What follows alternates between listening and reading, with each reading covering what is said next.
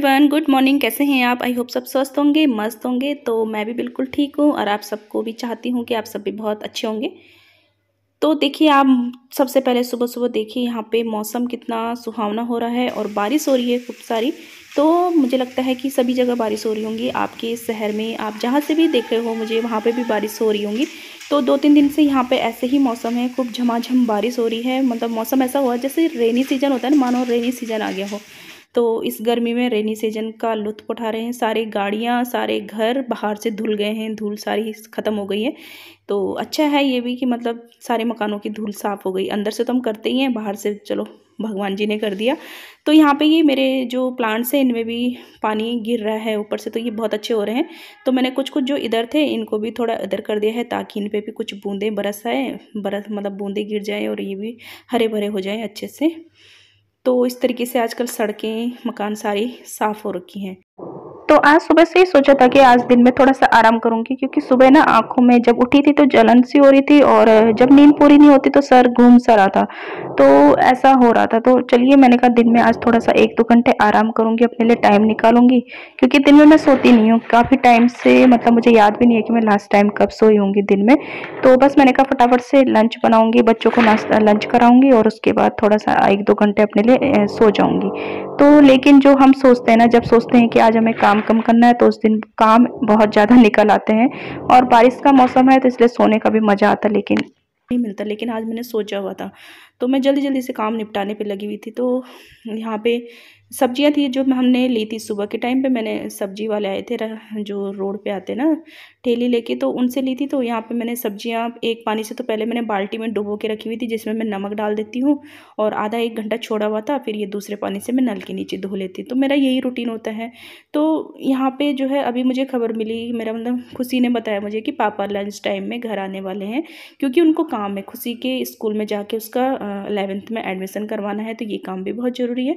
तो चलो जी, मैंने तो सोचा था क्या, और अब तो मतलब आराम तो मुझे नहीं लगता कि अब हो पाएगा। तो चलिए यहाँ पे मतलब मैं फटाफट से बना तो मैं अरहर की दाल ही रही हूँ, पर जब बच्चे होते हैं तो साथ में मैंने सब्ज़ी नहीं बनानी थी, लेकिन अब हस्बैंड आ रहे हैं तो सब्ज़ी भी बनाऊँगी, चटनी भी बनाऊँगी, सोच रही थी कि रायता भी बनाऊँ। तो चलिए यही तैयारियों में मतलब टाइम तो चला जाता है। तो यहाँ पे बस यहाँ पे मैंने सब्जियाँ जो धोई हुई थी, एक टॉवल बिछा के यहाँ पे मैं सब्जियाँ फैला दूँगी, जिससे ये सूख जाएँगी। क्योंकि और यहाँ पे ये बड़े-बड़े ककड़ी दिखा रही है, हमारे ना गाँव की ककड़ियाँ हैं जो किसी ने दी थी। तो इतनी बड़ी-बड़ी होती हैं, शायद इससे भी बड़ी-बड़ी होती होंगी। तो ये आई हुई हैं गाँव से। तो बाकी ये सब्जियाँ हैं जो हमने ली थी, तो इनको मैं यहाँ पे सुखाने डालूँगी, क्योंकि गीली सब्जियाँ अगर फ्रिज पे रख दो ना तो उनमें कुछ दिन बाद ही वो क्या बोलते हैं फंगस सी लगने लगती है, ख़राब सी होने लगती है सब्जियाँ। तो बस यहाँ पे सब्जियों से मैंने ही उठाए हैं ये करेले। मैंने सोचा चलो अब करेले ही बना लेते हैं दाल के साथ। तो अरहर की दाल हो जाएगी, चावल हो जाएंगे, करेले की सब्ज़ी हो जाएगी और चटनी हो जाएगी पुदीने की। तो चलिए यही है हमारा लंच। तो लंच की तैयारी करती हूँ। तो यहाँ पे मैं ले गई हूँ, तो मैंने 4 छोड़ दिए हैं, 4-5 मैंने ले गई हैं, क्योंकि इसमें प्याज भी पड़ेगा तो ये काफ़ी सारी हो जाती है। और बच्चे तो खाते नहीं हैं करेले, तो फिर हम दोनों ही खाएंगे। तो बस इनको मैं थोड़ा-थोड़ा सा खुरस लेती हूँ और इसको बस अब मैं काट लूँगी। वैसे अगर टाइम होता है, जैसे कि रात को बनाना होता है, तो मैं दिन में इनमें काट के नमक डाल के छोड़ देती हूँ। लेकिन अभी तुरंत प्रोग्राम बना तो मैं ऐसे ही बना रही हूँ। ऐसे भी नहीं बहुत अच्छी होती है, कड़वी नहीं होती है। और जो सब्ज़ी इस तरीके से बनती है ना, बहुत करारी क्रंची सी बनती है। इनका करेलों में एक क्रंच रहता है और प्याज का मीठापन रहता है सब्ज़ी में, तो बहुत टेस्टी लगती है ये वाली सब्ज़ी। तो इस तरीके से बस मैं तेल में थोड़ा सा तड़का डाल के, और तेल थोड़ा ज़्यादा रखती हूँ, और ये करेलों को फैला के इस तरीके से कढ़ाई में और ढक के पकाती हूँ। तो मतलब आँच ज़्यादा तेज़ नहीं रखनी, वरना ये जल जाएंगे। तो इनको लगभग एकदम जब तक ये ब्राउन से नहीं हो जाते ना, तब तक इनको पकाना है ऐसे ही, कुछ भी डालना नहीं है, नमक मिर्च। तो बस यहाँ पे मैं चावल रख देती हूँ एक तरफ, क्योंकि दाल तो बॉयल हो चुकी है। जब तक सब्ज़ी बनेगी फिर इधर चावल बन जाए करना पड़ता है। तो आज ना एक के बाद एक काम ऐसे निकले ना, तो आगे मैं बताऊंगी आपको। तो मतलब रेस्ट करना तो जो दिन में सोचा था मैंने, वो तो भूल ही गई। तो मैंने 5 मिनट बाद चेक किया, तो इस तरीके से थोड़े थोड़े से ब्राउन होने लग गए ना, तो फिर से इनको अलटा पलटा के ऐसे फैला के फिर से मैंने ढक्कन डाल के कर दिया है। तो यहाँ बस मैं करेले की सब्ज़ी के लिए जो प्याज काट रही हूँ, उसके लिए पतली पतली स्लाइस काटनी है, मोटी नहीं, क्योंकि हमें इनको ना लास्ट में डालना है। जब करेले अच्छे से हो जाएंगे ना, तो जल्दी से ये पक जाती हैं प्याज, तो इसलिए पतली पतली स्लाइस में काट लेना है। तो इस तरीके से बस ये काम हो रहे हैं। और अब आई हूँ मैं छत पे। तो छत पे देखिए बारिश हो रही है, लेकिन मुझे आना भी ज़रूरी था क्योंकि मुझे ना पुदीना लेके जाना था चटनी के लिए, और वो पुदीना है बाहर। तो बस बारिश से बचने के लिए मैंने सर पे डाल दिया है साड़ी का पल्लू, और आज साड़ी पहनी है, बताइएगा कैसी लग रही है। तो बस फटाफट से दौड़ के पुदीना लेके आऊँगी और उसके बाद फिर इनकी चटनी बनाई जाएगी। तो यहाँ पे ये पुदीना है बहुत अच्छा सा हो रहा है, मतलब काफ़ी अच्छा हो रहा है। तो यहाँ पे ये मिर्ची का प्लांट भी है जिसपे मिर्चियाँ अभी फूल लगे हुए हैं, मिर्ची आएगी। तो बस यहाँ पे मैं पुदीना लेके चल पड़ी हूँ नीचे, और अब बनाऊँगी मैं इसकी चटनी। और बस इस तरीके से हमारा लंच। और अभी खुशी और खुशी के पापा गए हैं स्कूल एडमिशन करवाने। और ये हमारा छत का है, इसमें जो ये नींबू का पेड़ है, जो छोटे छोटे भी नींबू लगते हैं इसमें, और बहुत खट्टे होते हैं, इनको ना बंदर भी नहीं खाते हैं इतने खट्टे होते हैं। तो मैंने चटनी के लिए लेके गई हूँ इनको 2-3, तो चटनी में इन्हीं को डालूंगी खट्टेपन के लिए। तो यहाँ पे ये वैसू है जो थोड़ा सा दिखा रही है बाहर प्लांट छत में। बस ये देखिए यहाँ पे ये काफ़ी अच्छे हो चुके हैं एकदम क्रंची से। तो यहाँ पे मैंने प्याज डाल दिया है इस टाइम पे, और अभी मैं इसमें बस जो बेसिक मसाले होते हैं वो ऐड कर दूँगी और खुले में ही पकाऊंगी। अब मैं इसको ढकूंगी नहीं, तो इससे जो है प्याज हमारी ज़्यादा गलती भी नहीं है, और अच्छे से मतलब प्याज का एक मीठापन भी जो होता है ना, प्याज वो करेलों का कड़वापन एकदम दूर हो जाता है। करेले जो है क्रंची से बनते हैं ना, तो बहुत टेस्टी लगती है ये सब्ज़ी इस तरीके से। तो मतलब मैं ऐसे ही बनाती हूँ, ये सीखी है मैंने मम्मी से, क्योंकि मम्मी वहाँ पे भी ऐसे ही बनाते थे हम। तो बस यहाँ पे ऐसी बनती है। तो बस यहाँ पे मैं अब चटनी की तैयारी कर रही हूँ। चटनी के लिए मैंने पुदीना लिया है, वो 2 छोटे छोटे नींबू लेके आई थी 2-3 छत से, वही मैंने डाल दिए हैं छील के। और प्याज डाल दी है, 2-3 हरी मिर्च डाल दी है, थोड़ा सा इसमें एक आधा चम्मच के करीब नमक डालूंगी, और बस इसको मैं पीस लूँगी। तो बस यहाँ पे साथ ही साथ जो बर्तन हो रहे हैं थोड़े बहुत, उनको भी मैं साफ़ करती जा रही हूँ, क्योंकि फिर बात के लिए बहुत बर्तन हो जाते हैं और काम भी बहुत बढ़ जाता है। तो यहाँ पे बस ज़्यादा साथ में जो है वैसू भी मंडरा रही है किचन में। और यहाँ पे बस ये देखिए सब्जी बन के रेडी हो चुकी है, बिल्कुल परफेक्ट। और ये इसको हम अगर कल तक भी रखेंगे ना, तो करेलों का जो क्रंचीपन होता है ना, वो नहीं जाता है, क्रंचीपन वैसे ही रहता है, बहुत टेस्टी लगती है सब्ज़ी। तो यहाँ पे बस मैं दाल में तड़का लगाने के लिए तो इसमें मैंने घी डाल दिया है। वैसे अगर बच्चों के पापा नहीं होते तो फिर मैंने जो है सिंपल सा तड़का लगाना था, जैसे कि घी डाल के उसमें हींग जीरा का तड़का और लहसुन का, तो बस ये हो जाता है। लेकिन अब जब दाल का जो है असली टेस्ट तड़के से ही आता है ना, तो बस अब थोड़ा सा मैंने इसमें सूखी लाल मिर्च भी डाल दी है, हींग डाल दी है, थोड़े से मैं लहसुन की कलियाँ डालूंगी, जिनको मैंने बारीक तो नहीं चॉप किया है, बस इनको लंबी लंबी काट के ऐसे ही डाल दिया है। तो ये लहसुन डाल दी है मैंने, और इसके बाद डालूंगी मैं इसमें कड़ी पत्ते। और बस मतलब जो दाल का असली टेस्ट आता है ना, वो तड़के से ही आता है। चाहे हम हींग जीरे का लगाएंगे तो फिर दाल उसी तरीके से बनेगी, और थोड़ा और अच्छे से हम तड़का लगा दें तो दाल फिर उसी तरीके से टेस्टी बनेगी। तो यहाँ पे प्याज भी डाल दिया है, तो प्याज को मैं यहाँ पे ब्राउन करूँगी, और उसके बाद मैं इसमें जो वो होती है ना कश्मीरी लाल मिर्च, उसको भी डाल दूँगी, ताकि मतलब दाल का कलर एक तो अच्छा है और इसका टेस्ट भी थोड़ा अच्छा आ जाता है तड़के में।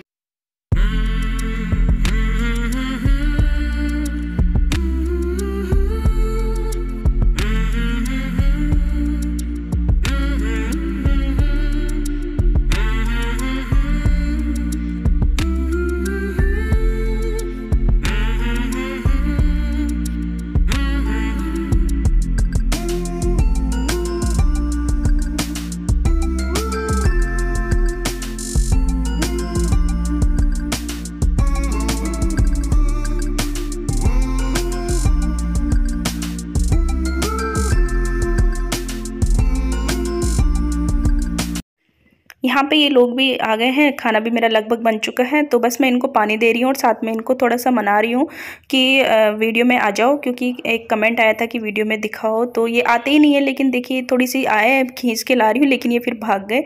तो चलिए, और अपना अपना होता है, ऐसा ज़्यादा कुछ नहीं है कि वीडियो में नहीं आना है, लेकिन जब इनका मन करता है ये आ भी जाते हैं, जब नहीं करता है तो नहीं आते हैं। ऐसा हमारा कुछ ऐसा नहीं है कि नहीं आना है। तो चलिए, यहाँ पे रोटी बनेंगी तो 2 ही रोटी बनाऊंगी सिर्फ इनके लिए। तो बस यहाँ पे रोटियाँ बन जाएंगी और फिर हमारा खाना लंच जो है तैयार हो जाएगा, फिर हम लंच कर लेंगे।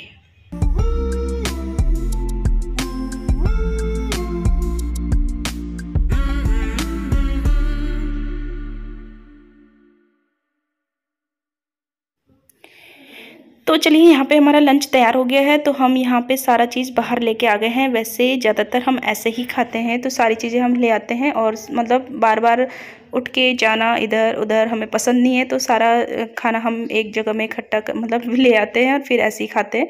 तो सोचते होंगे आप कि हम डाइनिंग टेबल पे क्यों नहीं खाते, तो डाइनिंग टेबल पे ना हमें खाना ज़्यादा पसंद नहीं है, सबको नीचे बैठ के ही खाना पसंद है। और ये अच्छा भी होता है, मतलब डाइजेशन के लिए अच्छे से खाना हमारा हजम भी हो जाता है जब हम आसन बना के खाना खाते हैं ना। तो बस डाइनिंग टेबल पे तो मैंने आप सबको बैठाया है और हम जो है नीचे बैठ के खाएंगे। तो मतलब जो डाइनिंग टेबल है ना, वो मेन पर्पज़ हमारा मेहमानों के लिए ही है कि जब मतलब मेहमान आएंगे तो उनके हिसाब से ही हम लेके आए हैं। और बाकी हमारा मूड पे डिपेंड करता है, जब कभी मूड होता है तो हम खा लेते हैं, ऐसा नहीं है कि नहीं खाना है। तो जैसा मूड करता है वैसे ही, क्योंकि भाई अपना घर है, अपने घर में जैसे मर्जी, मतलब अपना घर होने का मतलब ही यही है कि जैसे तुम्हारा मन करता है वैसे खाओ वैसे रहो, है ना। और पूरा परिवार जब बैठ के इस तरीके से खाना खाता है ना, तो मतलब कितना अच्छा लगता है ना, मतलब एक अच्छी सी फीलिंग आती है, मतलब अपनापन बहुत सारा, मतलब बहुत अच्छा लगता है इस तरह से बैठ के खाना। और सुबह का जो नाश्ता होता है ना, वो तो खैर एक साथ नहीं होता है, कोई किसी समय, मतलब सब अपने कामों के अनुसार ही करते हैं ना। किसी को कभी कहीं निकलना है बाहर, कभी किसी को अपने काम पे जाना है, तो उस हिसाब से उनका नाश्ता होता है। तो नाश्ता तो हम अलग अलग ही सबका होता है, लेकिन जो लंच टाइम होता है और डिनर टाइम होता है ना, ये 2 टाइम ऐसे होते हैं जब हम मिल के खाना खाते हैं पूरी फैमिली। तो बस भी लंच टाइम में तो हस्बैंड घर पे नहीं होते हैं, बाई चांस कभी कभी होते हैं, जैसे आज है।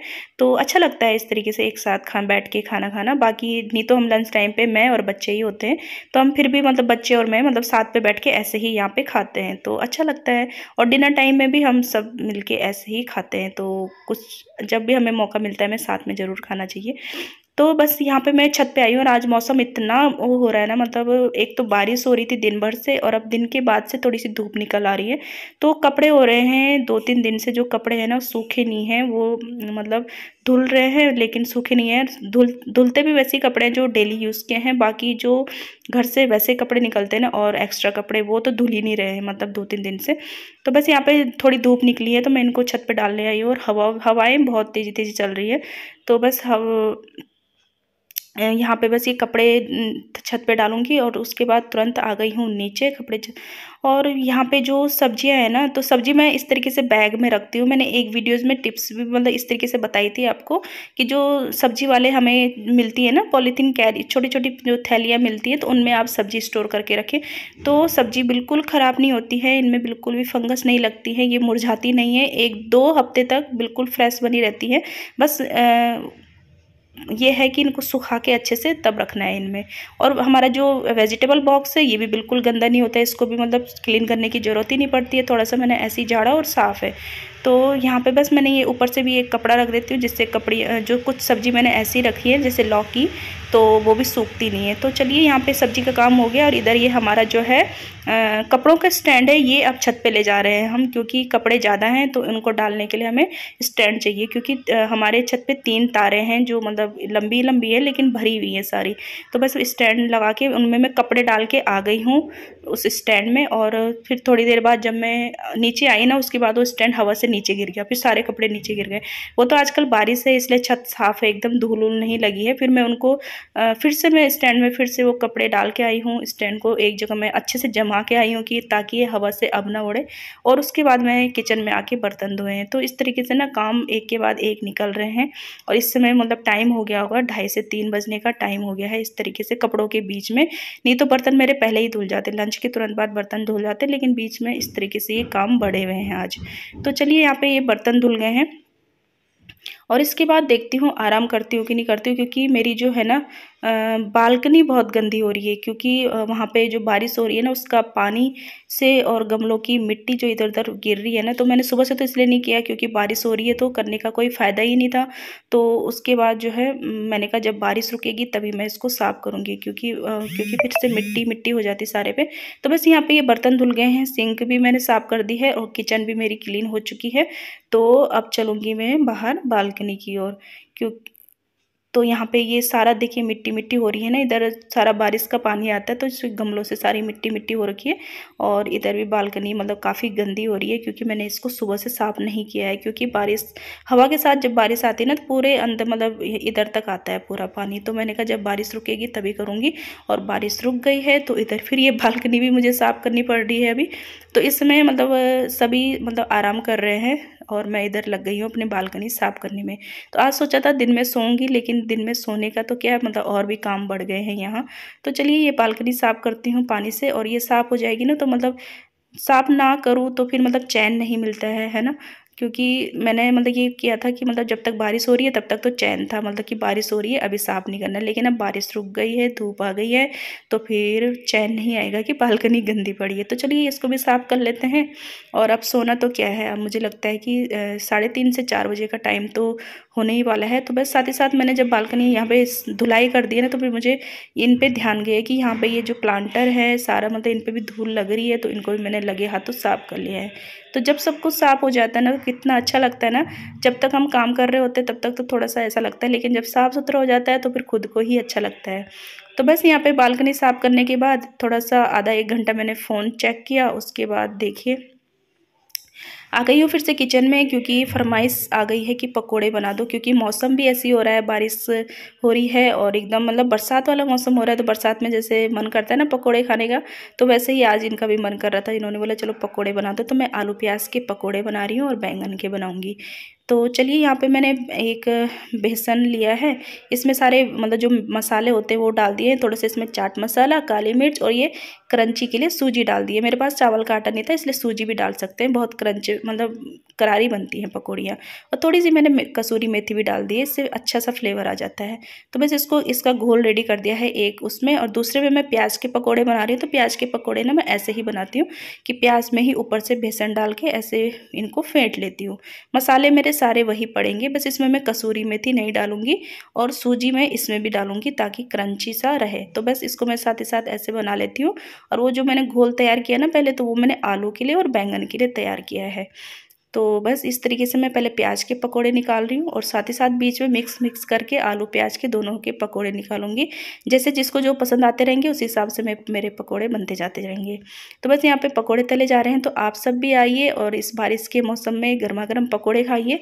और आपके यहाँ भी अगर बारिश हो रही है तो आप भी इंजॉय कीजिए पकोड़े, क्योंकि गर्मियों में ऐसा मौसम कहाँ मिल रहा है ना। नहीं तो इस समय तो पसीने टपक रहे होते। तो ये भी मतलब भगवान का थैंक यू बोलना चाहिए कि इतना अच्छा मौसम हो रखा है इस समय, कि हम मतलब बरसात वाला मतलब ठंडा ठंडा सा फील कर रहे हैं और पकोड़े खाए जा रहे हैं इस गर्मी में।